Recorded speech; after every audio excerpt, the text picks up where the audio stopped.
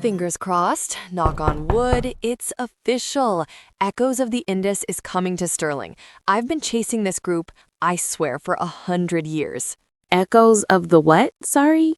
This girl has no concept of how the elites live. Elites? Hardly. It is a traveling group from Asia, total grassroots. They create human-like sculptures that have an aura. Supposedly it's like they're talking to you. Sounds weird, right? Yeah, but they're hugely popular. This is great news, Laiba. Not confirmed yet, fingers crossed, but I'm already feeling giddy and nervous.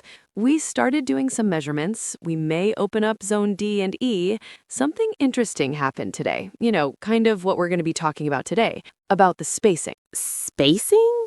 As in the gap between things? Yeah. In retail, there's a template. 4 feet if you don't need walking space, 7 or more if people can move in between. I was trying to maximize, how many objects we can fit, but my curator kept shaking his head. No, Laiba, stop looking at the statues. Look at the air. Metaphorically, right? Looking at the air? Sorry, I must have left my brain on my dresser.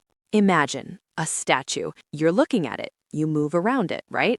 The details, the contours, light reflecting, you absorb all of that. That's your experience. And this requires optimum distances.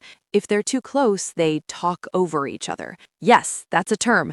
After 4 years in this business, I learned a new word today. They talk over each other, as in override their individual effect? Exactly. You don't want that. But if you leave too much space, the room feels cold. The art also lies in the distance between the pedestals. It's the empty space that tells the viewer how to feel. So like social distancing for art?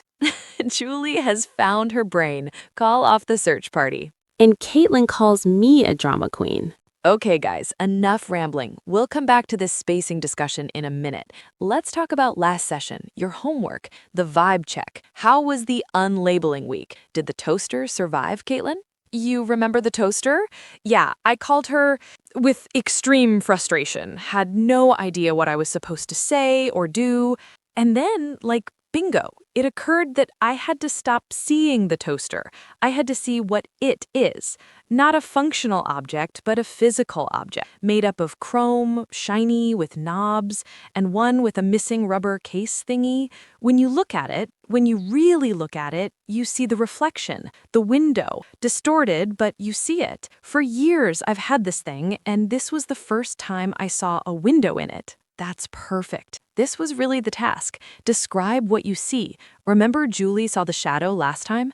As long as she was looking at a shadow, it was gray. But when we removed the label and stopped calling it shadow, you saw a shade of purple, right?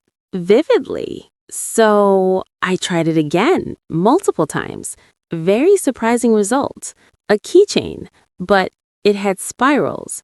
Same as my Halmione's jewelry box. Sorry, I mean my grandma. Her jewelry box has handles with the same spirals, and it smells of cedar. Suddenly, I was smelling it. Honest, it was weird, but peaceful. Brilliant. Kudos, both of you. Okay, Caitlin, you're next. Julie has this oversized jacket. Can you draw her left arm? You mean start drawing? Not yet. Just describe. What are you thinking? Oh boy, what am I thinking? Let's see. Draw her arm. The whole arm? I guess I would start with a stick figure from shoulder to elbow, then create an angle and draw another line between the elbow and the hand. Then I would add the mass around the sticks to show her arms. Curious. Julie, what do you think about this plan? I don't know what I'm supposed to say. You asked her to draw my arm, right? So yeah, I mean, isn't that right? Can you see her arm? Yeah, it is. Oh, wait, was that a trick question?